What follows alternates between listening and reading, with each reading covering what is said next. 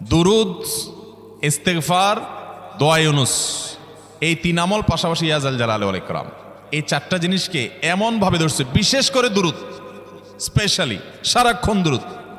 আল্লাহ রাব্বুল আলামিন এমনভাবে সহযোগিতা করেছেন, এমনভাবে উদ্ধার করেছেন যে কল্পনা করলে অবাক লাগে এখন যে এটা কিভাবে সম্ভব।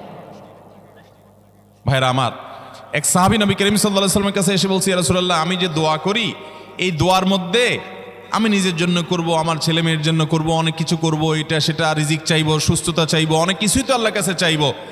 আপনি তো আল্লাহর রাসূল, আপনার জন্য দোয়া করলে আমাদেরই লাভ, একবার দোয়া করলে আল্লাহ 10 বার রহমত নাজিল করবেন, তো আপনার জন্য আমার দোয়ার ভিতরে কত পার্সেন্ট রাখবো?